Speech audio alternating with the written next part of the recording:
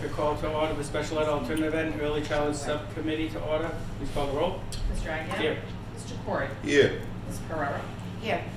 Please stand and salute the flag. Pledge allegiance. To the flag of the United States of America, and to the republic for which it stands, one nation, under God, indivisible, with liberty and justice for all. Pursuant to the open meeting law, any person may make an audio or video recording of this public meeting or may transmit the meeting through any medium. Attendees are therefore advised that such recordings or transmissions are being made whether perceived or unperceived by those present and are deemed acknowledged and permissible. Do we have any citizen input? We do not. No citizen input. We'll move right on. 3.01, discussion and vote to refer pre-K 2501 South Main Street. Turn it over to the superintendent or her designee. Thank you. Good evening, everyone. So, about a month ago, our subcommittee meeting, we had a subcommittee meeting where we discussed pre-K, and what we were tasked with establishing a task force, exploring our pre-K options, exploring our expansion, physical space. As we know, physical space has been an issue throughout the district. Reviewing classroom reduction options, developing a facility usage plan for 2501. Right now, 2501 is occupied by pre-K classrooms on the ground floor as well as the first floor, but it will be ready to go online fully for late August for the fall, and to offer the school committee some recommendations to achieve these outcomes through either a phased-in approach or all in. This is what we're doing. So this is the task force. Dr. Barnhart is on her way. We put a task force together that consisted of all the stakeholders that would be involved in this work and this decision making in regards to creating a plan. So, to give you some background, Fall Public Schools has expanded its pre-K program in the last 2 years, including the addition of 12 classrooms, right? To accommodate this expansion and to fulfill the need for classrooms for special ed programming, Fall Public Schools, we're renting Eastern Avenue, the site there, which houses 7 classrooms, as well as focusing classrooms at the newly required. Scott, we need to leave it open. As well as establishing, some classrooms at the newly acquired site of 2501. Space at 2501 gives us an opportunity, right? That gives us an opportunity to explore some options for the district. We wanted to make sure what the right use for that building was, and we really have explored multiple options in going through that process. So our pre-K expansion, Kristen, do you want to? Yeah, sure. Go through that. So what our current pre-K looks like is, at this time, we have 33 preschool classrooms, and so that's an increase of 12 classrooms over the last 2 years. 16 of those classrooms are currently located at 4 of the elementary schools and at the 2 community schools. There's 7 classrooms located at the rental space on Northeastern Avenue and 10 classrooms at 2501 South Main Street. The site at 300 Northeastern Avenue is a temporary site. We did, you recently approved us to extend that lease for 1 additional year, so we have that site through next school year. The class sizes at that building are reduced because of the physical space. So those classrooms are tiny, and so we aren't able to fill them to capacity due to the spacing. And we know that we do need to relocate those 7 classrooms within the next year. We only have that rental for 1 more year. Once we Next year. Yeah, through FY25. Yep. And so once we do identify new space, assuming that we're able to find regular sized classrooms, we will gain an additional 24 seats that we're not currently able to fill due to the size of the classrooms there. At the Fall River Learning Center, the 2501 South Main Street site, we have 10 classrooms. They're currently located on the ground and the first floor. We're not able to bring the preschool students up additional flights due to safety regulations in case we had to ever evacuate them.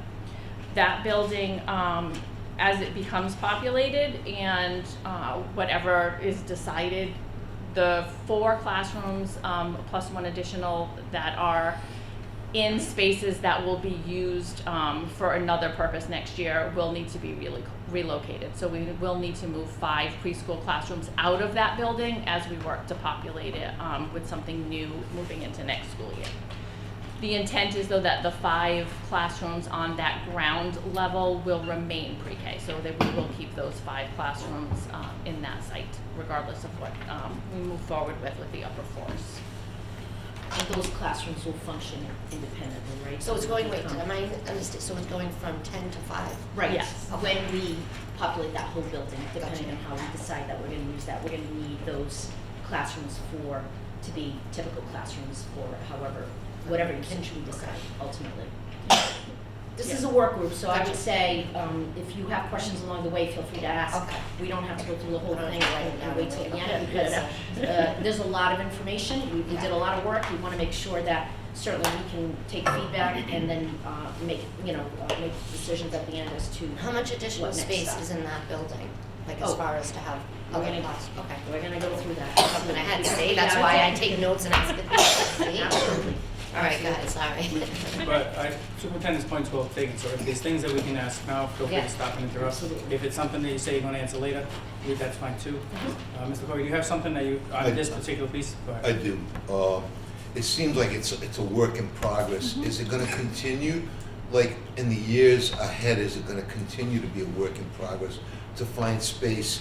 And my other question was, according to the safety guidance, do all pre-Ks need to be ground level classrooms? No, they don't need to be ground level classrooms, and they're not currently. We do go up 1 flight. We are on that first floor, but we don't take children above that 1 flight of stairs. And so the ground floor and the first floor is fine. We do, in a perfect world, we keep kids at ground level when they're little, particularly our 3-year-olds, So, but we can let's bring say them the up. program grows 5 years, 6 years, 8 years down the road, and we need more space. Is the conducive space in the future need to be ground level or first floor? Yes, It needs to be, so Yes. that would kind of like limit it does. the amount of buildings we might be able to prospect in order for this to carry out, right? Correct. That's Yeah, exactly, you're exactly that's right. exactly where we are, right? So ideally, everybody, and people out there can say, okay, we have a building, we have, Farah just asked, how many more classrooms? So technically, we have 18 more classrooms that we could fill, but we can't fill them with pre-K students because if you have to have easy access to egress for little babies, right? So we can't fill the top floors with Of pre-K course, students. I agree with that. So I'm just wondering what it means for us to fill more spaces 10 years down the road. Yep. And what that's looking We like. do have some, ideas. some options. We have some ideas as to, you're gonna see some numbers, and part of our exploration and our research was to look at what's happening in our district currently, what our trends are, and what that means for us. Right now, we are limited as to expanding more classrooms because we don't have the physical space. As you know, we've been researching, looking at available buildings throughout the city. The Eastern Avenue posed as a good temporary solution. Yeah. But if we want to continue to expand, which, I think that we have to look at the pros and the cons of that, right? But if we wanted to open up 10 more classrooms next year or the year after, or 5 next year, 5 the year after, we have to think seriously about where that would be, what we would do as a district in regards Okay. to finding space for that. Thank you. I think one of the questions, and I meant to say this at the beginning, when we talked about expanding pre-K, I have my own idea of what that means. We talked about it at the last meeting, that what the state is talking about, what everyone, the sort of going thing is universal pre-K for all grade 4-year-olds. So personally, I think I'm in favor of that. I think it's a great thing and we should be doing. We have to decide if that's what we really want. Because if we, as a school committee, say, we want universal pre-K, and we charge you with doing a plan for universal pre-K, that's going to inform some of the decisions that we have to make. If we say, no, we're going to do only the minimum that we need to do by law relative to students' disabilities and the like, that's a totally different conversation. So I speak for myself. My opinion is that we need to do universal pre-K. You had talked about the other day that it's got to be a system-wide Right, community mixed and order, everything, yeah. which I totally get. That plan has never been presented to us. I've asked multiple times, what does it cost? What's the cost benefit analysis? Because that would imply we would need, so I say universal pre-K, because I don't have that cost benefit analysis. If you tell me pre-K cost us $6,000 a student in the negative because of the expenses, if it doesn't make sense, that might drive my decision, because now we can't have the budget so it's multifaceted, but speaking for myself is universal pre-K should be done in education. And I think the school committee needs to weigh in on that so that we can give you solid direction. Not here necessarily because it's only the subcommittee, but as the full committee. Then you have to make decisions. Because then if we make decisions on we have no space, but we have to do the following based on the data and the information we have, if they're not politically popular, we have to make that decision. So we can't be making decisions to say we want this, but then you tell us the only ways we can do it is these, and then we say, no, sorry, you can't do that because it's political. So I just want to ground the conversation, and that's where my questions are going to be along the lines of, I expect a long-term plan of big-time expansion. And my colleagues can weigh in on where they feel, we're only 3 of us, it's not the whole committee, but I just think as we go through this, if we're not clear about that part, we're going to just be spinning our wheels. So that's good information to have. I will say universal pre-K means you're absolutely right. Every 4-year-old should have a seat. That does not mean every 4-year-old should have a seat within Fall Public Schools. It means that, I'm talking in regards to the governor's plan, if a parent of a 4-year-old wants a seat in a pre-K classroom, whether that's in a private institution or with us, we should have a seat available. You are right that right now we are doing the bare minimum because of spacing issues. Right now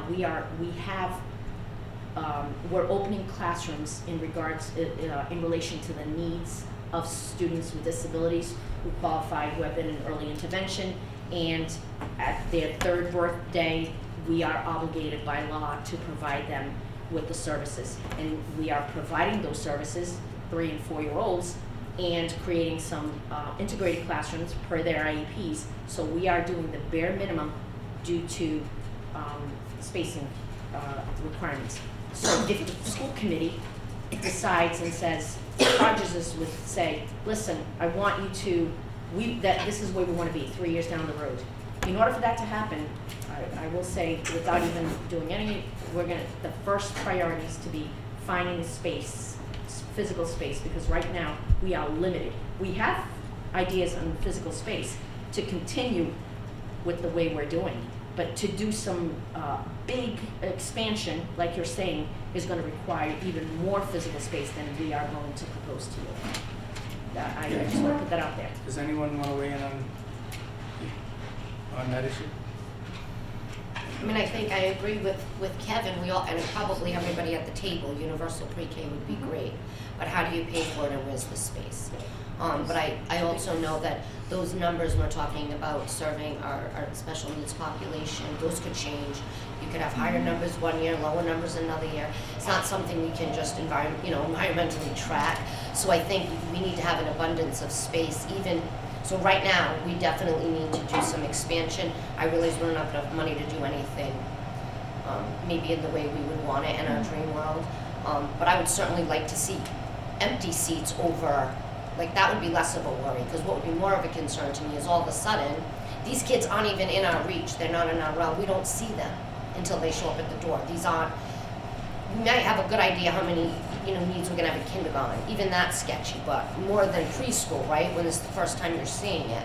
So my thing is, let's expand as much as we can, let's try to maybe reorganize these schools where it makes more sense than what we've done in the city, in my opinion, by just making these gigantic schools, and that's still not out of space. This is good to hear, because that is what we've been thinking about.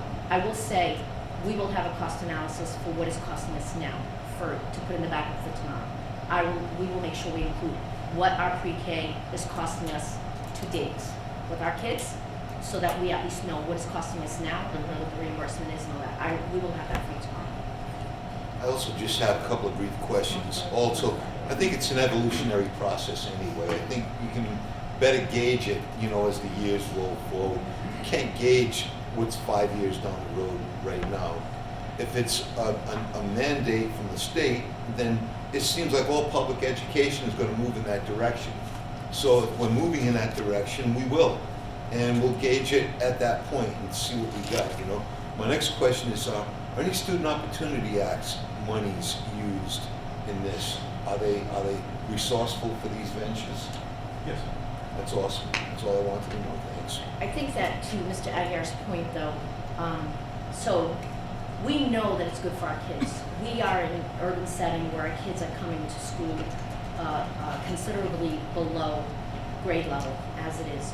The earlier we can get our kids in school to get some language acquisition, Totally. numeracy, literacy, is going to benefit us as a district, right? Acclimation. We know our kids need that. So I think that we have to, as a city, as a district, think about, okay, if the benefits outweigh the pros and the cons, and if it outweighs, and this is an investment, yet another investment in the future. We have to, I mean, I think that if it becomes a mandate, there's probably going to be, I think the governor, they're all talking about what's attached to it, so there may be funding available, or the formula for reimbursement may change for 4-year-olds.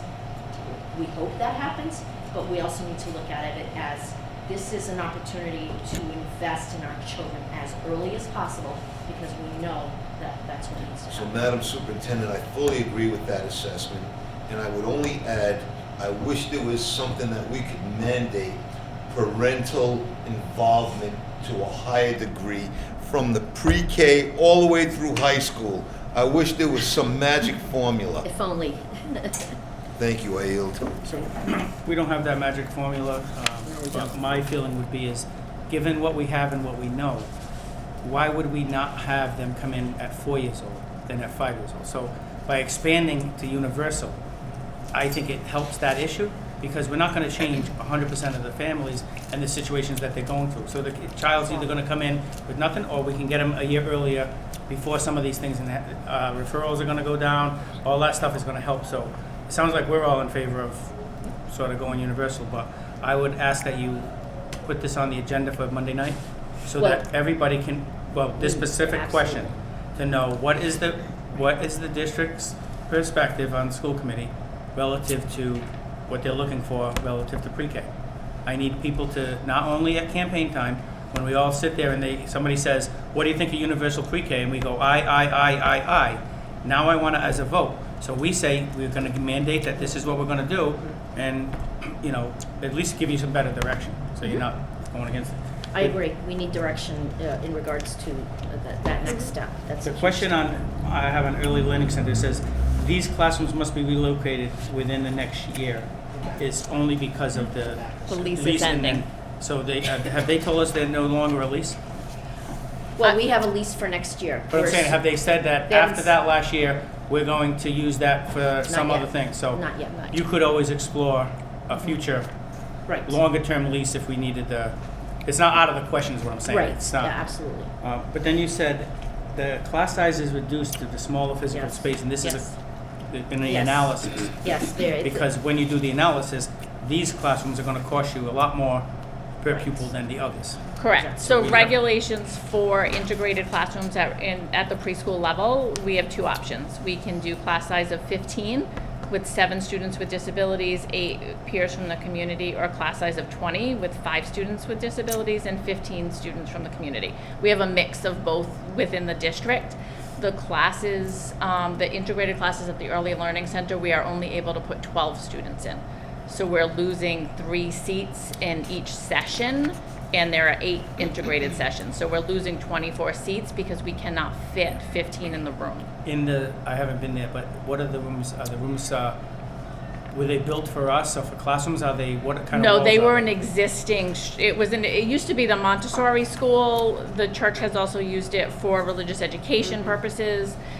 So when you There's- lease a building, sometimes you say to the owner, I want to knock that wall down and make this room bigger. Is that a possibility there? Or are you stuck I don't with think those? they're gonna. do No, that. and some of the rooms do have, regular walls. They're also used by the church during the summer and off hours, and some have like the accordion walls. They have dividing walls between them, so there's not a lot of flexibility to be able to In change your the analysis, I'm sure structure. is going to show what. the number. It's like, cost you X amount, you only get so much reimbursement. And Yeah. So, 2501 South Main, the old appliances that we've acquired, the physical space in the neighborhood, you have some floor plans that we've included in there in the link. But what it looks like, the physical space, there are 18 classrooms, excluding the ground floor where we have 5 additional classrooms for pre-K. There are 18 additional classrooms. There's also class space for art and music and PE, and there's a small meeting space, pseudo auditorium, as well as a cafeteria there. I will say that the classrooms are smaller than our typical classrooms in our schools, but they're larger than the classrooms at the Eastern Avenue site. If you look at the 2501, we had the data file, if somebody could just. Can I ask where those 18 classrooms are from, excluding ground floor? They're on the first, second, and Is it third floors. 666? Yes, Yeah, that's a lousy number. it's a different configuration, but there are, it depends, because that's chopped up a little bit differently, but it's on the first, second, and third floors of those classrooms. So how many classrooms are on the first floor? There are 4 classrooms, a lot of office Oh, right. space, meeting space, for services. So there's 4 on the first floor and the 5 Yes. are down on the ground floor. And then there are 6 and 6 on each floor above, as well as space for PE, for art and music, and a meeting space. What about a playground outside? Is there any space? Oh, there's plenty yeah. of space there for My actual kids went to playground. Montessori there, so I remember the old playground in the back. We're talking about the space at 2501, right? Yeah, 2501, Yes. my kids went to Yes. Montessori. Yeah, Montessori used to There. be in the Yes, back. Yes, yes, that's Yeah. right. I have a Yep, cousin who there's went. plenty of space for that, as well as parking, et cetera, so it actually is. So. I'm better with this, honestly, if not, I'm putting on my glasses. Oh, 20, part of our research and our work, our analysis, 2501 is located 1.1 miles from the Viveris School, and no less than 1.3 miles from Henry Ward, right? Certainly, Brian, Mr. Michaelazzi can actually speak to that. He looked at the zones, the boundary lines, et cetera, because if you're creating an area for 2501, we're not gonna cross over the highway. We're not gonna go too far into the Viveris neighborhood. So you have to go from there and create an area where we needed to look to see what children are there, and whether we could create a neighborhood school within 2501 in service that would be filled with 25 with kids from that neighborhood, right? So we looked at that. Brian, do you need to add anything about that? No, obviously we're limited by Taunton River, Cook Pond, and the Rhode Island border, and I didn't want to go too far north. I sort of used Coco Street as the cutoff, and within that zone, which is sort of like this map right here, there are only 154 kids currently, about current K-5 kids that live in that zone. Most of them go to either Viveris or Henry Lord. A few go to other schools, and of that 154, 122 are called typical in either mainstream or inclusion, meaning that there's 17 in a subseparate, the 154, and 12 that are foundation currently. Obviously that changes every year, but I could not get more without running into Viveris School, and I didn't want to go around Cook Pond, so that's how we got the most we could get out of that. Right, so to fill that building with just neighborhood students, there are only 122 students in the neighborhood, typical students that would go to that school. So it's certainly not enough to fill the rest of that building as a typical elementary school. Why did you just stop at 1.3 miles? 1.3 miles is because, well, you were trying to keep it a walking school, a neighborhood school, without having buses involved. But I know why, I'm if just saying I think that's relative to the yeah, conversation that's really about the why, why. and like when you're at, like when we did the original plan, if you're at 2501, to go around Cook Pond, I'm at Henry Lord already.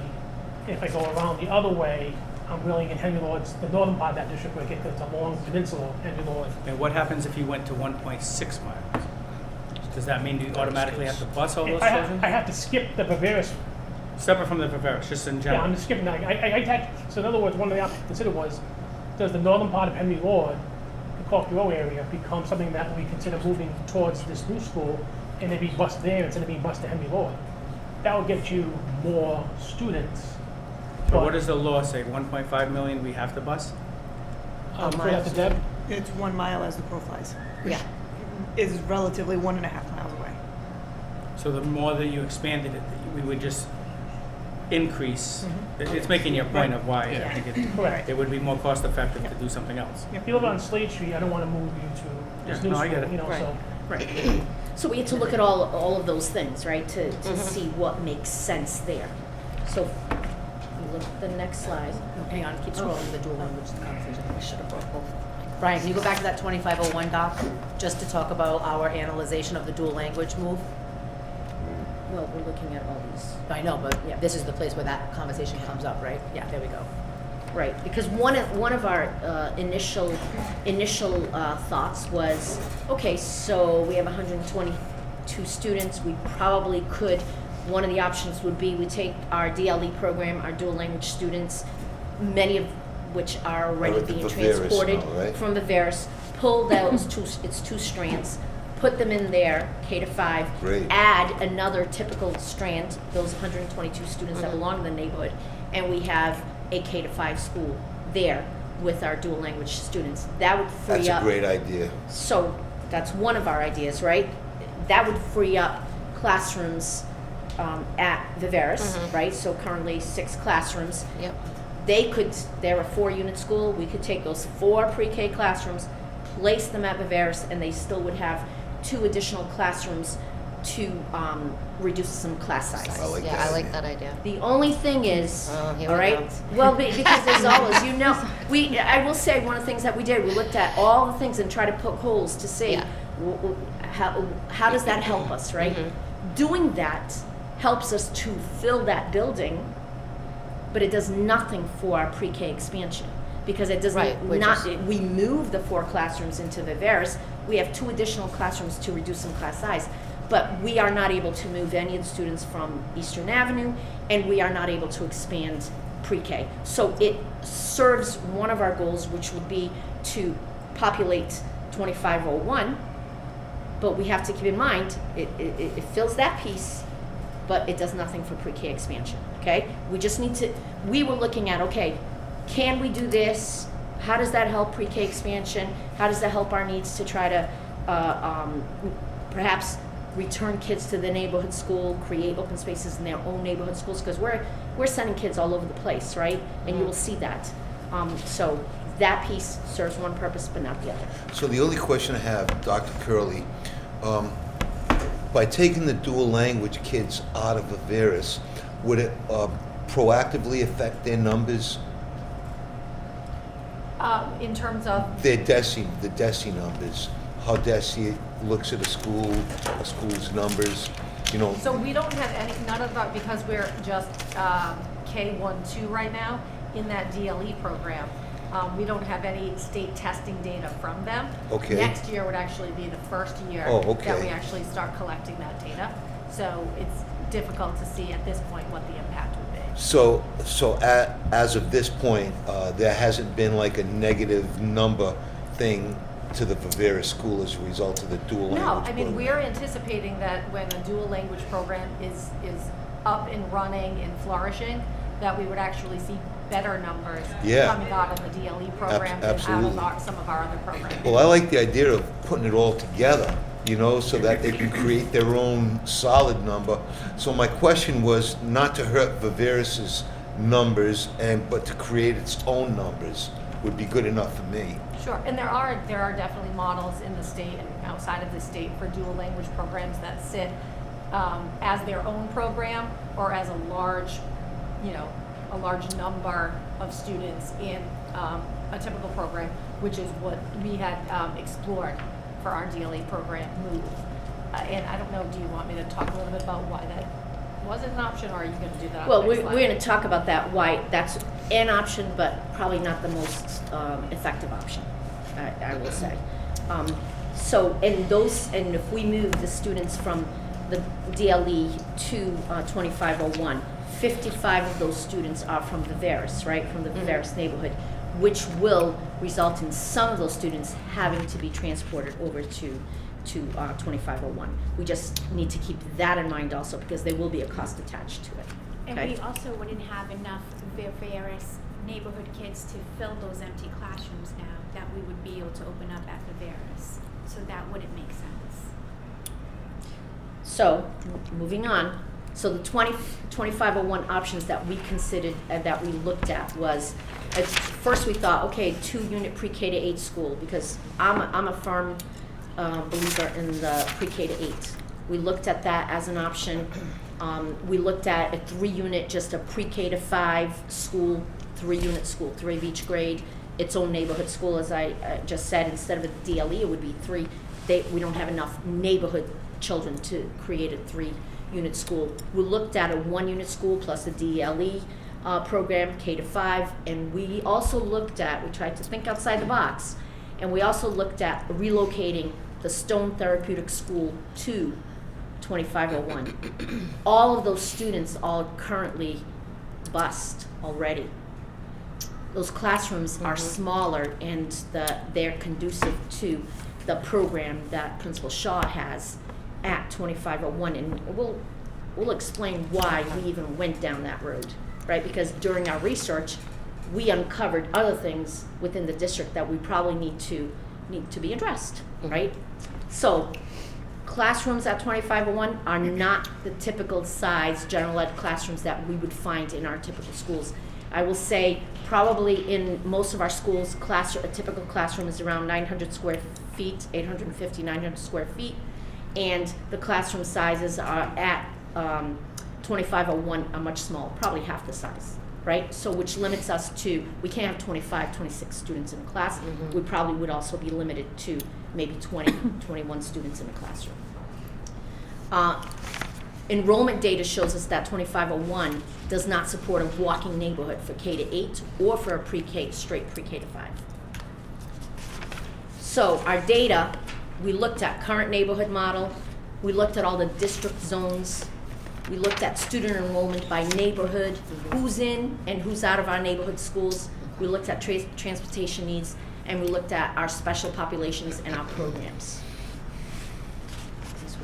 So, okay, our neighborhood populations have changed since 2008. That's when we did, if you recall, 2008 is when we opened up the 3 mega schools, right? Fonseca, Laterno, Viveris, right? And what we did is we closed 10 schools and kind of fit them into each of these schools based on location, right? That's when we districted the city. Over time, what we've learned is that the boundaries, they're mismatched to the student population across the community. In some cases, some of our existing schools carve out student populations that are much higher, much higher than the school can hold capacity. In other cases, the neighborhood student populations are much smaller because it's changed. Neighborhoods have aged, they've changed, so it changes demographics. Schools with assigned district transportation, they reach their capacity first, because if Mr. Agia has a child that needs to go to Fonseca and Fonseca's full, we're going to put that child in the school that already has bus routes that can hop on to those routes. So they're going to they might go to Green because they already have transportation there. So we assign our students based on the schools that already have assigned bus routes to make it, to allow some of those students to be transported. Can I ask, Of course. since 2008, we've seen either maps or some variation of things, analysis of something. I think we actually paid somebody to do analysis. In your research, did we find that anything about that, or am I just? I don't remember ever being involved with any data research on data analysis of our students. I know every year we send out data to, it's called NESDAQ. We give them our enrollment data, and they come back with consistently for the last 7 or 8 years that population is going down. They project our enrollment to go down. And I would look at it and say, this does not make sense to me, because we're going up and up. We're at over 11,000 right now, which is the highest we've been in, a decade. So, and the redistricting we did in 2008 was one thing. We also did another redistricting where we opened up Henry Lord as a community school. That's the last time we changed boundaries. I might be thinking mixing up busing Yes. So- Yeah, so we Yeah, did bus- that for yeah, busing. yeah, We've had, busing. like, I've seen color-coded, like, things that are, like, overlapping and stuff, so it's just strange to me that, Transportation. You're right. it almost looks like as if we did, like, why did we wait till now to deal with this? I just think we missed the ball somewhere, whoever, that we probably should have done this sooner, but at least we're here now. Probably years ago. Before you move forward, just to your point just now, is there any chance of reorienting some of the old buildings, the Duval School, the Wiley School, the Old Stone School? Well, I mean, I think that that's, the city would have to, once a school is shuttered for more than a year, then in order to reopen it, it has to be brought up to code. That's why it's a very expensive endeavor. Right, For, right. like, the Wiley is a one-unit school. Yeah. So that will, I think that went before the school committee years ago. I mean, obviously I was in a different role, but I believe Wasn't that it cost went. effective. Right, it Right. wasn't cost effective because it was Right. only for 9 classrooms. I see. So They couldn't be split, or they couldn't, you know. No, like- physical size. No. I think No. Mr. Corey's point, though, is well taken, that we should be looking at everything. So I want to commend you for at least looking at this finally. Yeah. So now you're going to go through the presentation. At the end, we're going to realize that I think that you guys did a good job of trying to figure out what's here.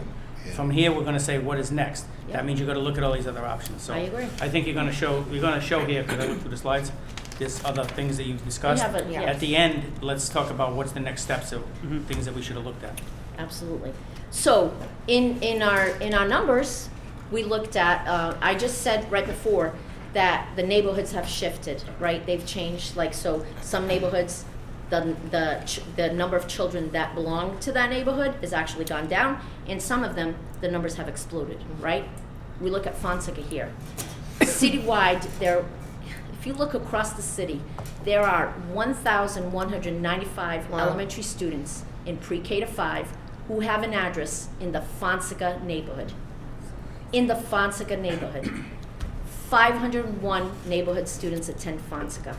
694 neighborhood students attend other elementary schools for various reasons.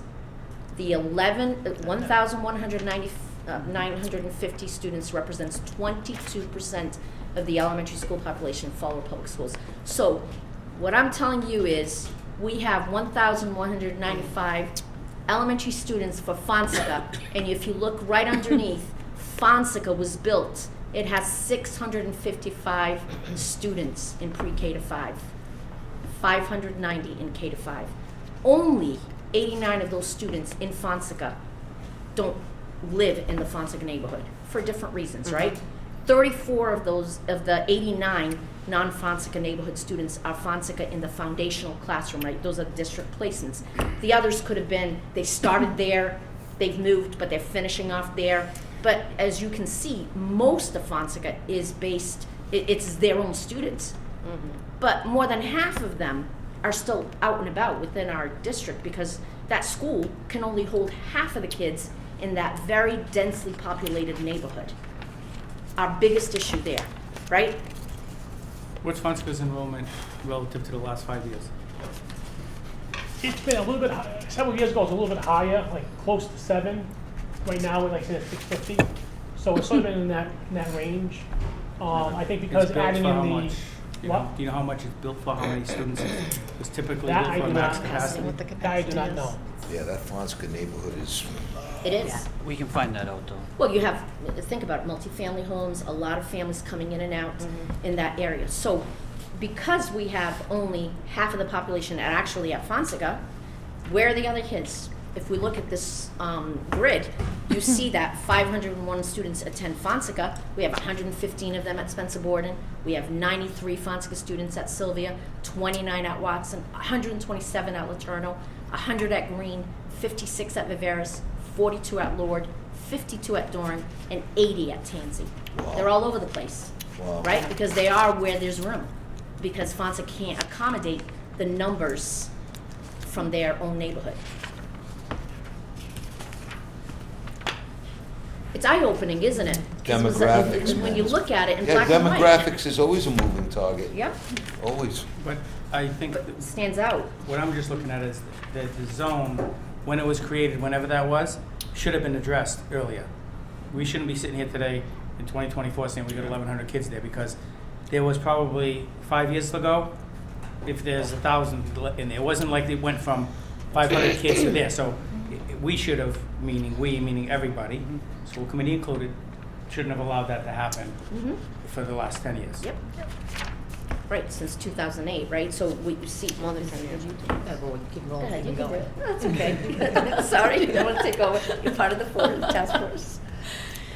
So exactly that, on the left, you'll notice that is the current Fonseca zone, grayed out, that is the current zone.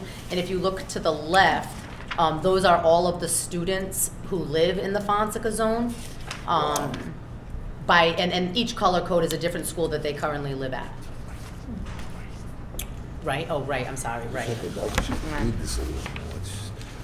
So if you can see, all those students are spread throughout What's that the whole eastern zone. border? What road is that? Brian, can you talk, what are the, Well, the Fonseca zone is the river to The pond. the Watuppa, basically where Diamond is, and it goes, to the, Focus. where? Yeah, that's the Watuppa. Yeah, it goes And all the the way to river. Watuppa. Right. So there used to be the Aldridge, the Duval, the Davis, all of those schools were in that district. And the original redistricting was, the reason why we opened the new schools was they wanted all, like the Westall kids to go to Fonseca as a community. They want everyone to move together, not do any redistricting back then. They want everyone to go as a community to the new school. And yeah, we could have done more after that, but that never was a topic to bring up. That's big of Mr. Corey if you're right. That one's a Yeah, little bigger. thank you very much. so we just wanted to provide a visual and then also drop a pin for every student just to show the concentration in certain parts of the zone at And the it's same not to be more time. than one kid. If they're like a multi-family house, like a three-decker, it could have 6 kids in that, so it's one block this year. I went to school in this district growing up. I was able to walk to every school I went to. Yeah? Yep. All right. So, I'm gonna bring you back. Westall 2.0, that's where Prince Shaw is, right? That's the Stone School. It's the former Westall facility. It's, right now it's occupied by Stone. This is why what brought us to the Stone piece of potentially moving Stone over to 2501, There you right? go, Scotty. Citywide, those 1,250 or 1,195 students who have addresses in the Fonseca zone, right? As you see, all of that, what we did is, and we were trying to think outside the box of how we can address this and address our other issues, right? So we could actually create a new zone, as you see on the map there on the right, because there are so many kids and they concentrated all over the place, right? It's not like they're in one area and then other areas are left empty. So we could create that, and we could actually use the Westall School 2.0, whatever we decide that we're gonna call it, and we could fill that school with 316 typical active Fallbrook Public School students that are within 1 mile, within a walking distance to 276 Maple Street. And that would alleviate some of it would only reduce it by about 50%, right? Because we will still 300 have, kids. but we would be bringing kids back to their neighborhood and creating a neighborhood school for them. You don't realize how big these within walking neighborhoods are. distance. It's insane. right? This is like half the city. I'm looking here, I go, I live Right. way on the end near the That's water a really trip, large and district. I'm going down to the water, I'm like, that's a neighborhood? It's like, what? Absolutely. I'm not neighbors with the people that are living on the waterfront. Yep. And we use Robeson, President Avenue, Pleasant Street, Central and Pleasant Street as the cutoff to avoid crossing major streets when walking to create this Gotcha. walking neighborhood. Gotcha. Right? We're trying to be thoughtful about creating this concentrated area, looking to see how many students actually lived in that area and where would make sense for us to create this new little zone to populate this school with true neighborhood students. Yeah, and it would affect the absenteeism numbers as well, It could, proactively. okay? Absolutely. So, having said that, as a team, we've looked at this, we've looked at our options. We would be proposing, as a team, that 5 pre-K classrooms remain on the ground floor of 2501. Those we would keep there as pre-K. We think the best option would be to move Stone to 2501, right? Those students are already transportation is already part of their thing, and it also would give us an opportunity to expand Stone. We have a wait list there. We would be able to open additional classrooms there, a couple of additional classrooms where we would be able to not only service the needs of our district with some students that may require therapeutic setting, but also be able to open it up to other districts, right? Because we do, but we have such a need and we're so full that we never get to that piece, right? And it also, there are smaller classrooms, and I said before, at 2501, which are ideal for the Stone community. So my question is how would it be, Mary Ellen, as far as the population of 2501 being affected by your population? Would they be able to interact peacefully and coexist with the other type of students? What I can tell you now is that we have it set up so that it's elementary, middle, and high, and they don't meet. Once in a while we meet for assemblies, or we might have an activity outside where everybody goes.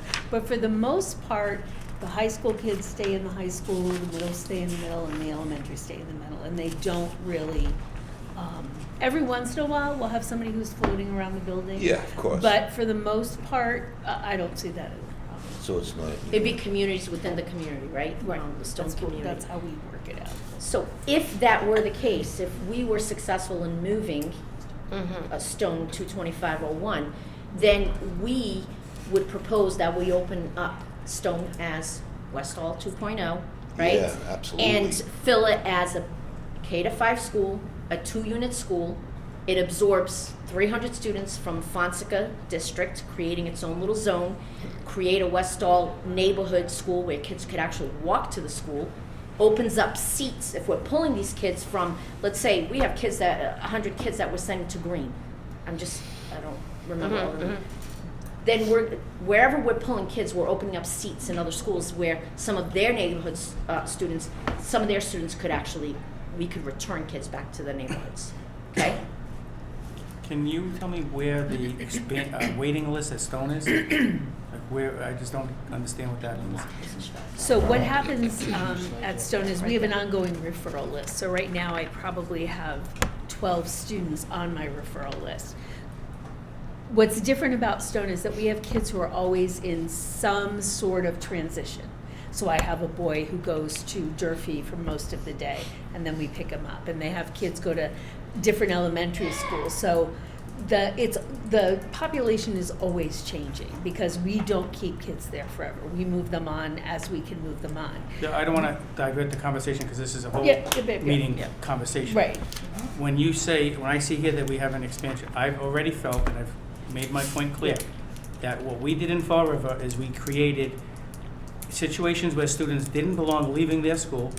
We changed their IEPs to be a day school, a therapeutic day school, and now we have no room at Stone because we have students at Stone that didn't have the proper IEP, and we've changed their IEPs over the years to morph into so they can go to Stone. I don't want to look for a whole conversation about it, but if you told me just now, based on that answer, you have 12 kids on the waiting list at Stone, I would say then on a Friday email, you tell us how many of those have a therapeutic day school IEP. That's what I want to know by tomorrow in the thing, because I think we're having a different conversation here about filling up Stone. Then we have the alt part of this subcommittee that's alternative education that we should be talking about as well when we have that. So I just don't see that you have 12 students, in my opinion, or however many, on the waiting list with a therapeutic IEP to come into Stone, because if you did, you're out of compliance and you have to put them in a therapeutic day placement. So I don't want to divert the conversation, but please get us a one-pager on that. Okay, Thank you. I didn't say 12, but what we're saying is there's an opportunity for expansion if we moved Stone there. Yeah, no, I get it. I just don't want it to say Absolutely. that the opportunity for expansion is because we're going to put kids in a therapeutic day school that don't have that IEP. And it's my belief that that's what we've done. Well, that's not what we're gonna do, but that is, yes, we would bring that Thank to you. a SWED subcommittee. Can I just clarify, and maybe it's because I didn't understand what you were saying, but I wanted to clarify something for Mr. Corey.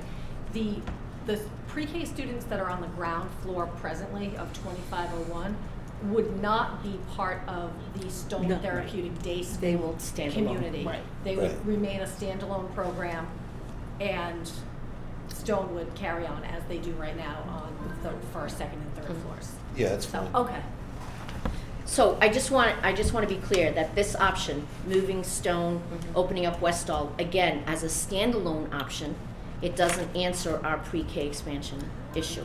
Right. But we have a potential solution right now. So how do we address the pre-K needs? So we have, option one is what we've been doing, looking for additional space to rent or to purchase.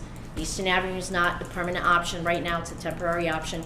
We would have to continue, but that's really not a viable option with the concrete answer, right? Option two would be to repurpose existing Fall River Public Schools facilities. As we've said, we've looked at our numbers, who belongs where, neighborhoods have shifted, right? What we learned is, for instance, Tansy and Spencer Borden neighborhood enrollment totals show that we really don't need two elementary schools in the same neighborhood. I mean, you could throw a ball from one to the other. Right, and the numbers don't warrant two elementary schools servicing the same neighborhood, right? Tansy Elementary neighborhood totals 163 children, and Spencer Borden totals 376 children. If you combine both of those numbers, Spencer Borden has the physical capacity to service the Highland neighborhood zone, right? By itself. It absolutely could. And there, as Ms. Perry just said, they're a stone's throw away. They're in the same neighborhood. Yeah. And this is a So- better facility. Having said that, Brian. Brian, can we go to the next slide? If you look at the Spencer Borden student breakdown, if This was updated today, this chart, I put the wrong one in, so I this is apologize. where all the students are from Spencer Borden. As you see, 273 Spencer Borden students are at Spencer Borden, but they also take in kids from all over the district. I'm not gonna run through every single number unless you want me to. No. But it just shows how spread out, and this is probably the equivalent for They're most of already our taken, schools. yeah. They're all over the place, right? And if you look at the next slide, you have a Tansy breakdown. If you look at Tansy, they're actually, they have 80 Fonseca 80 kids from students. Fonseca. Exactly. Only 109 students from Tansy neighborhood attend Tansy, Yeah. right? And the rest of the makeup, the composition of that enrollment is students from all Yeah. over our Yeah. city. So what would happen to the other kids? So if this was to go through, Spencer Borden can't take all the Tansy kids. Only the ones that, like, so you're telling me that they have 109 open seats at Spencer Borden? Or we have to No. remove some seats from Spencer Borden in order Right. to? It would give us an opportunity to, Spencer Borden also has, I believe, 80-some Fonseca students. 88 Fonseca right? students, Fonseca yeah. students, right? So what we would require us to do is to actually send kids, it opens up spots and allows us to send kids to their neighborhood school. And But what open I'm saying is that spots. in order to make any plan work, and to just go based on the data and the information, you have to make some decisions that are gonna be difficult. And you're gonna have to just say, this is what, in order to put us all in a room, we have to make sure these 5 are gonna go that way, no choice. You go back, I just think as we present, we need to make sure we're clear about that. Absolutely. May I say one thing? Yes, So of just course. going back to the Westall 2.0 and the remaining Fonseca school, I took all 1,000 whatever kids that are in the Fonseca zone, and I classified them either as W for Westall kid, meaning they're gonna go to the Westall zone, and F, they're gonna remain in Fonseca, like they live, on Bedford Street, they're gonna go to Fonseca, they live on Rock Street, they're gonna go to Westall. I also took kids that are in parts of Spencer Borden's zone, and moved them into Westall zone too. So like President Avenue is currently Spencer Borden, but President Avenue on this plan would now be Westall. So I took kids out of Spencer Borden that would possibly move back to Westall if this plan goes forward, which frees up seats from Spencer Borden, and then Tansy moves into. the seats that, and also there's kids that are at Spencer Borden that actually go in Fonseca, they became Fonseca kids again. They classified them that way, 'cause I knew I had seats opened up there, so the two of those returned them there. So that frees up seats at Spencer Borden in 2 different ways. So as this, if you did something with Tansy, there are seats now. I'm not saying it's gonna be a perfect fit, I mean, you still have to go through this, again.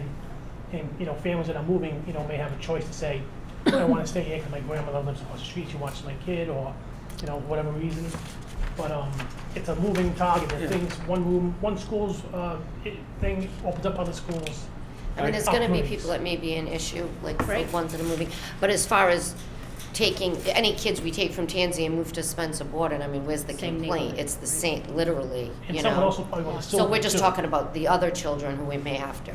But that may actually be helpful to parents who, after work, I pick up my child at this end of the city, and then yay, I get to drive through the entire city in traffic before I go home and start dinner. And I think It might that- be happy, they might be, there's gonna be always Right. when when something changes, but I think it'll be a good change for most of them, honestly. And I think Mr. Aguirre's right. I mean, hard conversations Yeah, have to be had. absolutely. We have to, communication needs to be a huge piece. We need to hold meetings and really talk about the benefits, the pros and the cons of each of these. And certainly, you're right, the rest of the committee needs to weigh in on this.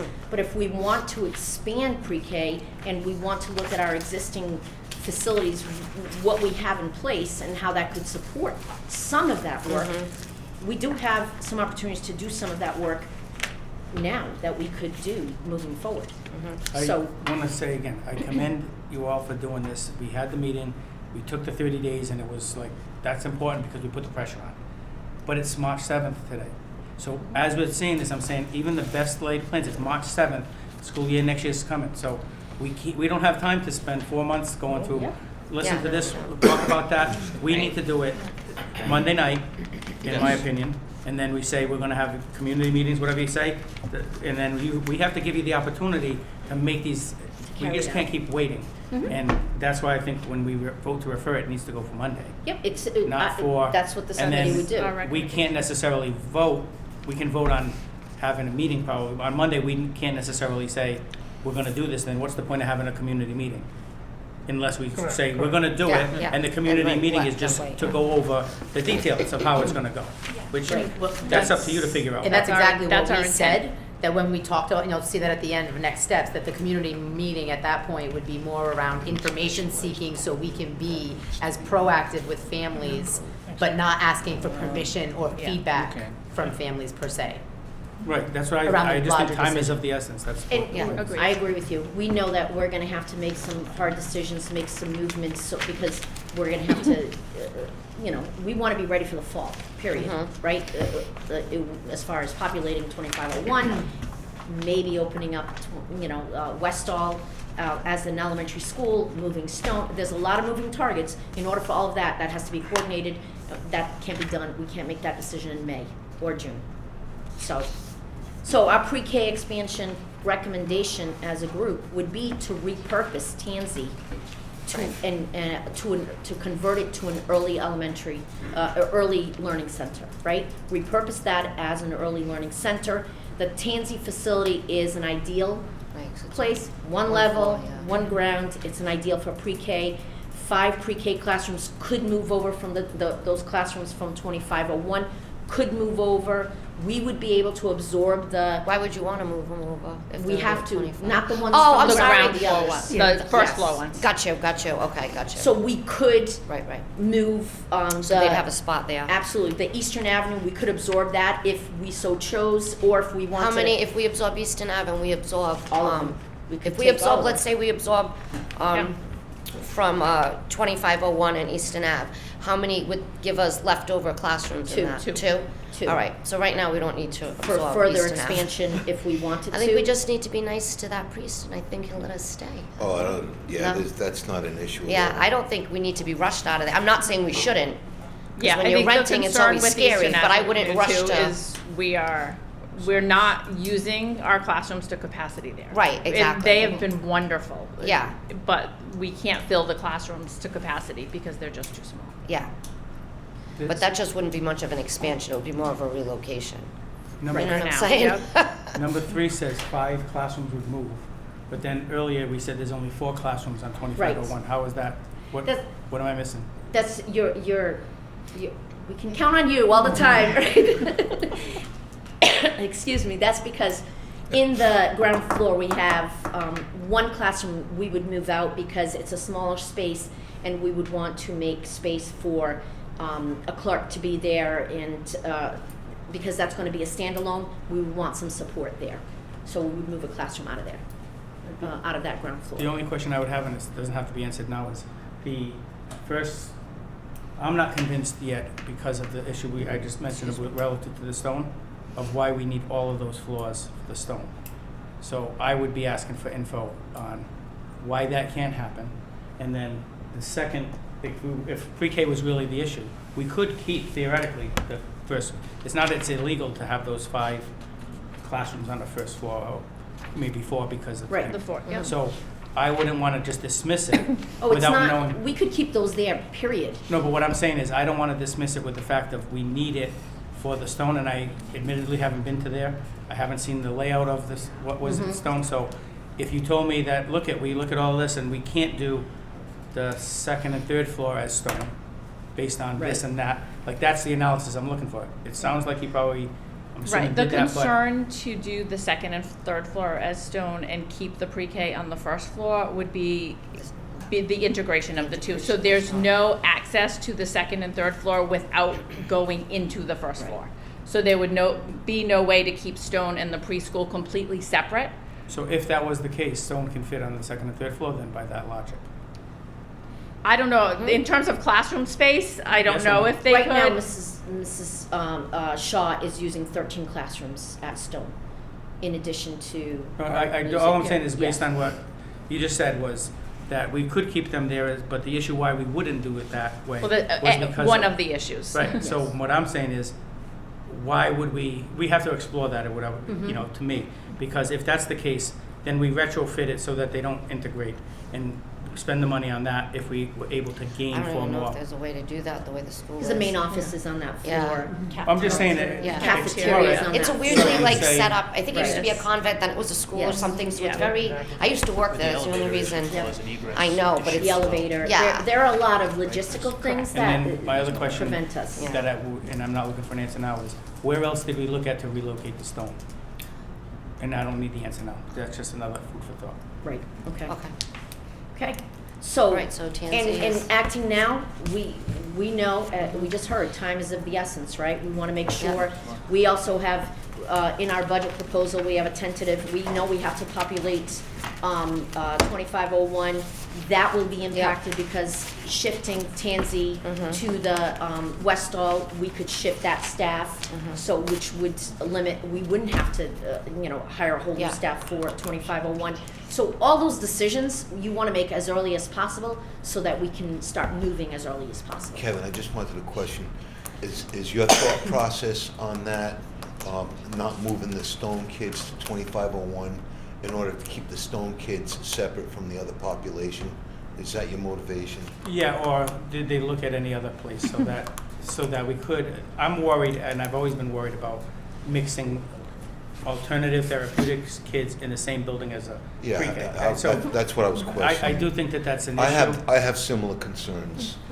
I But- don't personally But if you're have looking those at, concerns, but and I think that, get like, it. if we were, let's say Stone, if we moved Stone to another small, like a Watson, or, that's the only small school, we only have 3 small schools, right? If we were moving it there, then it's just a swap 1 for 1.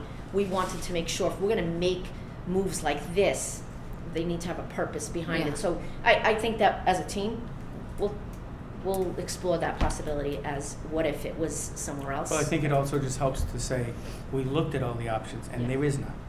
You know what I'm saying? So like, I think there's a benefit to saying, we looked at it and there just is none. Right. Or do we put them together and do we add one? So I probably think that it's probably gonna say that you don't have one Right. to do. Or what's gonna be the game plan to make sure that the kids aren't integrated? Yep. And then that's a whole nother thing that you say, we've thought about it, this is how. We're gonna have this door that doesn't open, we're gonna have that, so we don't see it here, but if this is gonna come to fruition, you're gonna have to get Yes. those do details. they already have that in the building? I think they do, right? So, and that is one of the things Yes. that we discussed. And so if Stone were to occupy floors 1, 2, and 3, and that pre-K remained just in the ground floor, we are able to lock off the ground floor from the first, second, and third floors. And so we have our separate entrance that we currently Right. use. We do not use the main entrance for pre-K currently. We use the ground floor Right. entrances for pre-K. And so we would have the ability to have separate entrances. We have separate, bathroom facilities. We'd have separate main office with the Drive clerk. off. That As school far is the as- best as far as separating the population. As far as playground, cafeteria, everybody all a that nice- kind of stuff, it wouldn't be It would be completely separate. So the playground's playground even that divided. preschool uses is not the main playground in the back. It's a playground that's sort of tucked between the ground floor of the building that we've fenced off as a play area for preschool. And so that would be a completely separate area than the Stone School would use. And we do not use the cafeteria in preschool due to the size of the children and the transitioning. We eat in the classrooms. Okay. So our next steps would be, obviously, On the wine. we're looking, I already did that, the wine. We talk about the money. I did. Yeah, I did. So, the next steps would be that we would be looking for a referral, right? We would be looking for a referral to the full committee so we can talk about this. I mean, we've gotten good feedback that we can refine and tighten up for Monday to talk about this. A determination so that we can determine the staffing, because we're gonna have to have some conversations in regards to how we staff, what we do if we're gonna shift people. We would wanna meet with the Tansy staff, for instance, if it impacts them. We also need to do some retrofitting and do some physical space, like make bathrooms accessible for little ones at the school, et cetera. So we need to plan, as we said, so that we have a time crunch. We want to make sure that everything is thought out, intentional, planned out, so that we can be ready to open and make any moves that need to be moved and ready to go for the fall. All right, so motion to refer? Motion's made to refer, positive. Second? Second, all in favor? Aye. Aye. I just had one further question, and as we do all of this analysis, which I've said 3 times already, that I think it was good, I'd like to get the analysis of other schools and their lines as well, so that if we're going to take this on, we might as well take it all on and say, oh, is there other schools that have this, which we should have corrected, so that we now say we're gonna, I know we probably can't do that much of moving kids in buildings, but we can definitely look at the lines and say, as of 2024, we redid our lines, they make more sense, talk to transportation, figure out, are there things that we should be doing and making a decision? At the same time, if we're talking about budgets and money, we have to be looking at start times and end times now for how do we, can we do another tier? Can we do it, are we doing it right? Do we do that all at the last minute, right before the budget, and then we sit there and say, we have to go with it, versus let's have a transportation subcommittee meeting where they can say, here's what the tiering is, we have cases that have happened where we voted on a tier that doesn't make any sense because the bus can't physically be there. And you know what I'm saying? Like, they can't cross over. So if we do it on August 30th, that's what we get. So all I would say is, this is great. The pressure was on. You guys did a great job. Now let's finish the rest of the district. I think what it did is opened our eyes. I agree, there's work to be done, and I think that this is the beginning of that work. As we did our analysis and looked at where kids are, we know that if we looked at every single school, we're gonna find similar, what our goal should be as a district is to try to return as many students as possible to the neighborhood, right? We create neighborhood schools for a I reason. can't imagine So, when they built these kids are big going schools across that the they city. thought about So I think it's the beginning of the work that needs to be done. I agree. Ms. Barrero, you had a question? No, I was just I saying, I do, can't I do. believe they didn't think about it back then. Just for a point of clarity, just for my own clarity, Madam Superintendent, this is going to be an evolutionary thing because pre-K is obviously going to grow into the future. So if we outgrow, first of all, I want to commend all of you on this plan.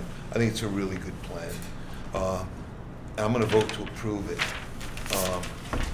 Moving forward, even after this plan, if we outgrow this plan, do we spend money to repurpose some of the old buildings that we have to bring them up to code to house specifically the pre-K movement? Well, I think that first of all, I think to house the pre-K movement is probably not something that, because they're multi-floor buildings, we will have the exact same issue, right? Right. For a Wiley, 3 floors, we're not gonna be able to Might do that mean we'd have to build a new building? Well, or we have to explore, like, we looked at the old stone school on Globe Street. Yeah. Right, to see, what the, if it was feasible to put some modular units there. I think that we need to look at that. We own I think that modular site. We units need are to a look at great that and see. economical That might way be to where go. it has to They go. came in very But that's something the school committee needs to weigh in. I think that what it does is, if we're going to be serious, if Mr. Aguirre is saying is correct. If the school committee is serious about universal pre-K, then we need to be serious about, okay, so what does that mean for us?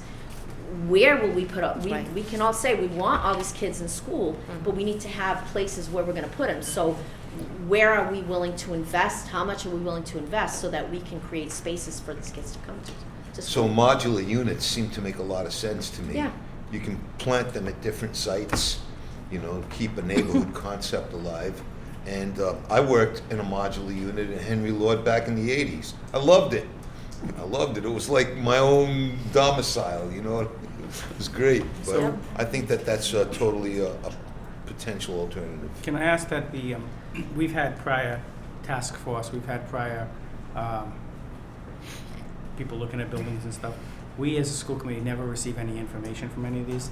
So if we can dig up from the powers that be that have been here over the last 5-6 years, that we've had these discussions. And I've made recommendations. I've never heard anything to say that was not a good one, that it was a good one. So we keep calling these task force. This is the most active task force that was, and I think setting the 30-day window is what got us.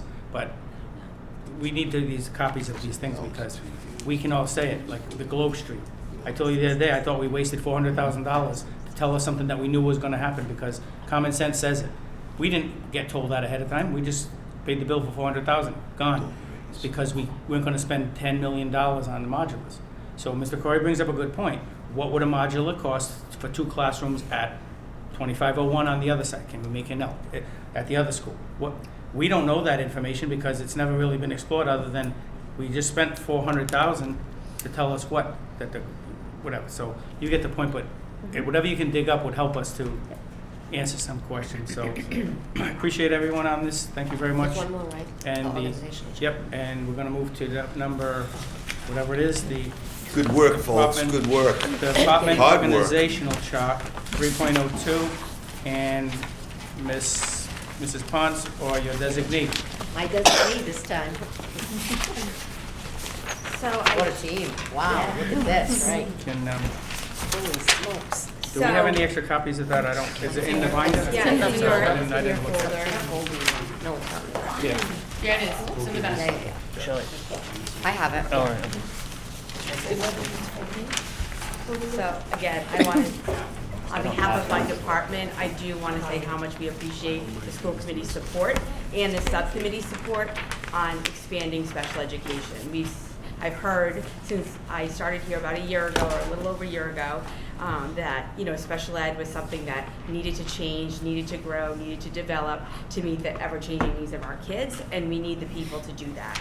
So now you can see that, I have a chief officer of special education compliance directly under me. So again, supporting the work that I do and being able to step in when I'm not in the district is certainly helpful. I have 2 now administrative assistants that falls under me. One really handles the circuit breaker pieces, out of district tuition pieces, tutoring, all of those aspects, and then my other administrative assistant handles a lot of our contracted provider work, our payroll for staff, and then again supports me with any tasks that I need. The layer under myself and then the chief officer of special education compliance is all of our supervisors, and we were able to take, I think last year when I presented on the need for more supervisors, their caseloads were like 800 kids, and they It's too could much. not meet the needs of the kids, and they could not support the building. So by the addition of, I think at least 3 supervisors last year, most of them are able to stay within 2 buildings, and their caseloads now are, under 600 probably a piece. And then we've added more layers of support. Our cluster coordinator layer, which I mentioned last time, has been a huge asset to us this year to support the instruction along with our Office of Instruction team. And then we have our BCBA layer, our team chair layer, which, you know, the goal for me for team chairs is to really be the connection to families at the building level, right? Because they are the ones that are consistent at the building level, where a supervisor goes back and forth between, yes, they might be between buildings, but they're actually present more often. So that would be our initial connection. So by adding them to our department or increasing the numbers that we had, my hope is that they will be able to chair all of our meetings at some point and be able to really be that connection with our families. Because I think that that piece of it with special education is missing just because there are so many different people that are around. And then obviously right now our special education supervisors do evaluate all of our substantially separate classroom teachers. That was a change for this year, just because I wanted to see the consistency. You know, we have strands across the district, so I wanted to see some consistency in programming, but also in staff supervision, accountability, those pieces, so that, and to help the principals and the building administration with their evaluation pieces. And then we broke up the related service providers. So they are really spread out all over the district, but what I had our chief officer Jim do was really look at which service providers are supporting which schools, and so they support, the supervisors evaluate our SLPs, our OTs, our PT, who's contracted, but they do consult with her, and then they, those people, the SLPs, the OTs, they supervise the CODAs, the SLPAs, those pieces. So that's just our layout. Early childhood is still part of my department, but they have their own org chart. I used Kristen's honestly from last year that she had developed, so it is similar, but again, the new additional classrooms at 2501 are not there. So, just any questions? Any questions? As far as the delivery of services is concerned, is the delivery happening at a decent rate? I mean, it depends. Honestly, in pockets, we're doing the best we can with the staffing that we have. Staffing continues to be a major problem. So we have 70 special ed openings. It's hard for me to tell you we're doing the best that we can, right? We are constantly recruiting. Yes, kids are getting service. I don't want people to think they're not getting service. If they're not getting serviced, for example, speech is one of our very, very short departments. Parents have been notified, where they're on a compensatory service list. Last year we offered summer programming just for speech, so we could bring kids in for compensatory services that they missed during the year. But instructionally, the buildings have shifted around staff to cover so that the services are being provided that way. Refresh my memory. Are the collaboratives helping at all as far as that's concerned? So the collaborative, we do have SMEC, a couple of BCBAs supporting us right now from SMEC, but they don't have the staff to send us. So we have agency staffing supporting us, but not our collaborative staffing, because they're short too. Yeah, so what you're telling me is the issue of shortage isn't just us. Oh, no. No. It's, I mean, I'm part of a special ed director group across the state of Massachusetts. There's not one district that doesn't have shortages, especially in special education. How are we to alleviate the issues then moving forward? Well, I think for us as a district, honestly, we need to look at our tier 1 pieces so that, again, we're finding students eligible for special education who truly have disabilities and are addressing weaknesses, or kids that are struggling with our, core content, because we certainly have raised the expectation for them, that we're providing a robust general education intervention piece before they get to special education, number one, and then looking at our models, right? So the whole point of looking at substantially separate groups first was to say, how many of these kids could be in inclusion with additional support, because then we have the additional staffing that are already in our substantially separate programs that can help out our general ed, right, to push in. My goal next year is look at that inclusion model. How are we providing services? I know Mr. Aguiar has brought up before, like, is there a way to have, let's just say, an extra general ed kindergarten teacher supporting a kindergarten classroom that has special education students in it, so that we can have at least a teacher there for them, right? Those are all different models we need to explore. We're required to do a special education audit yearly, and I think next year we need to look at our related services and how we're providing our service delivery model, you know what I mean, how we're assigning caseloads, all those pieces to make better recommendations, because you can't hire the people if the people aren't there to Right. hire. As far as recruiting new people, is there a major effort to try to recruit? There is. I mean, we're going to have to look at, our salary structure for special education Yep. teachers and paras and all of those pieces. I think we're ready for that. Yeah, I think that, so that's what we're hoping, with this new set of negotiations and with the school committee support, that's one way to recruit, right? Because we know people leave because they can go make more money other places, or they say no thank you because they don't want to take the salary that we offer, when we know all our surrounding districts are also hiring, so. Thank you. How many regular ed teachers did we hire over the last several years on emergency licenses for regular classrooms? Not with the financial, but We that's can something get we that. can get. And I'd also like to know how many, because of the shortage of teachers, the state created a situation where we could do an emergency license for somebody to get in the field. I'd also like you to tell the committee how many teachers that we've had emergency special ed licenses. I know the answer to that one. Yeah. 0. Oh, I was like, do you want to tell us? Because it's 0 because they didn't offer those, like in those, so you get in special ed, they didn't do it like they did for regular ed. And I think when we talk about like And how even you now. do, so, They you know what do I'm saying? now? Yeah, well, even, so they change, at first, in the beginning, right after COVID, right? Yeah. Everybody could get licenses, including special ed ESL. Yeah. Then they continued to allow general education teachers to do that, but now they put extra restrictions in order to get special ed. And it was making it very difficult for people to get that emergency service in special ed. So there was this huge discrepancy, and I had to look at the numbers versus a waiver versus, and they made them jump through hoops. I just think the point of the Yeah. story is that you shouldn't be blamed for saying we don't have, so if you don't have teachers in the states that it's easier, you just coming out of a different field, we can give you a license for now. You get the person in. You don't have that right it's another hoop, which is unfair. So across the state, everybody says we don't have special ed teachers. Well, let's make it harder to try to get somebody in the door as a body's better than nobody.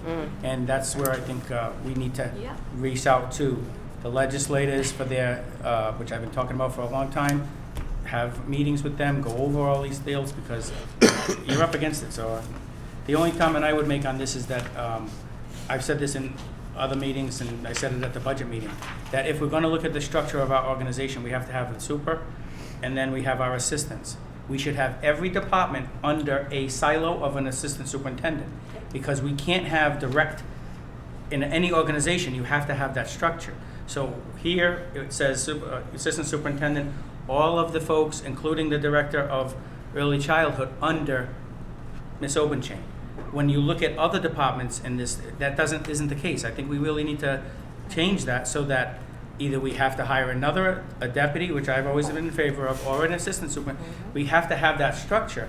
So it's like a layer, that's what you get. Once you get to be assistant superintendent, you're watching all these things. So, the director of early childhood does her own thing within her department, but she answers to Ms. Obenchain. Ms. Obenchain answers to the superintendent. When we don't have that structure, we just lose, I think, some of our own continuity, in my opinion. I hear you. And so, We've been. yeah. Mr. Corey. Lori again. So we worked hard to get the Student Opportunity Act monies, and I have to praise the state legislature because they were right behind us and they really made it happen. They understood. There were all kinds of meetings leading up to it, and they had a real bird's eye view as to what was going on, and they knew that we needed to funnel more monies into certain areas of public education. So I'm thinking out of the box here. If special education itself is almost at a crisis level because of staffing shortages, then we don't want to see the Student Opportunity Act monies go away at the end of that 7-year term. So I just wonder, what can we do at the state level, with other public school districts in gateway cities, to conjure up a movement to continue this in the name of bolstering special education when the Student Opportunity Act monies end. One of the questions given to me when I was running for office is, do you see the state legislature supporting, public education after the 7-year student opportunity period? So I don't know, I'm thinking out of the box, but I just want to know if we can create a movement like that. May I jump in? Of on course. that? I just want to be clear. The Student Opportunity Act, the money what that was is to change the formula, right? Yeah. So that students in high needs districts, we fund them at a higher rate than, a district that doesn't have any high need students. The money that's going to go away in that 7-year, but 6-year because of COVID period, what they've done is they're trying to level the playing field, right? But in order to do that and to say we're going to change the formula, so now we're going to fund you at this level, there was such a difference that they said, okay, we'll give you 7 years. We're gonna divide up that difference in funding over 7 years to catch us up to that. So after 7 years, our formula includes we're getting more money, but they're catching us up. I joke around with Kevin all the time and say it's basically a payment plan to get us to where we're supposed to be. Before, everybody got funded at the same level. Right. And now what they're saying is students in high needs districts, poverty, special ed, ESL, those students, we should be receiving more money for those students because it costs more money to educate those students. No doubt. So that funding, the funding to catch us up to that will go away, but the formula is going to be at a rate that's higher than what it used to be. So it's always moving forward, we will be funded at a higher rate. So do you foresee the continuation of that funding after the 7-year period? Yes, of that, the formula. It just won't the be, it formula won't be will as stay. drastic. So Yes. right now, it's Absolutely. drastic to get it up, so let's say it's 10 million a year. Exactly. 10 million for 6 years. After that year, it's no longer gonna be 10 more million. Right. But it's going to be the floor of what the new Whatever, formula is. absolutely. So now if it goes up by 2%, you get 2%, you won't get the 10 million. So I think Exactly. that's the key when Yeah. people say we are passing all these positions yes. and we don't have the money, it's because we know it's going up for this. Now, if we keep spending 10 million a year for those years, we're gonna have a problem. But that's where we've been saying, no, talk to the administration, it's gotta kind of start to level out, which I think is what That's absolutely what we're true. doing, so. It's to catch us up. That's what it is. I realize, and I guess part of my question was, can special ed be the next big area, for this, that we can fund at a high level of resources so that we can have the right equipment, especially for OT, especially to pay teachers and staff, adequately for the level of services they have to provide. That's really the bulk of my If you question. look at this org chart, you can see that we have prioritized special ed, right? I think that Ms. Obenchain has come to the committee, the subcommittee, as well as the full committee. Any time that we need to put resources into the department, we have done that. Yeah, and I'm Because not it has to questioning be you our guys, priority. I'm questioning the state legislature It's for gonna have them, to be. for them to be able to provide the resources so that districts like ours could use those resources in an adequate way. That's what I was really Yep, questioning. absolutely. So I think we need to all champion that, moving forward, stay close to our state delegation and talk turkey with them all the time. Thank you. I would just say that when the administration books a legislative meeting with the local delegation, when the administration works with the MASS, the MASC, the MA, whatever the thing is for special ed, all of those agencies, the very simple thing for special ed is fully fund circuit breaker, fully fund these accounts that you have. So there's ways to do it in a way he's talking about, but it's gonna have to be a movement of everybody. Because I'm sick and tired of hearing that we got $3 billion of extra money and we still don't fund homeless children at 100%. I mean, cut the crap already. The same thing with the circuit breaker. So what he's saying is right. It's not gonna be as big as the SOA, but we need to have the local meeting so that they can talk to them, invite the committee if you want. But I think that's where the advocacy's gotta go, so. And one- target the money, you know, and help you out that way. That way you got more resources to work with. So I see Do we what's have any new happening. business? No. No. Thank you all again. I want to just commend Brian and Scott and the folks that worked on these things. These don't take like 2 seconds to do. So they spent a long time trying to do it, and then we charge them now with gonna do more of these, so I appreciate it, guys. You did a nice job. But the 30-day thing was, I think if we learned anything, once we put a time limit on it, we can get it done, but let's add more time limits, so. Motion to adjourn, seconded, all in favor? Aye, so voted. Thank you. Can I talk to you for 1 second?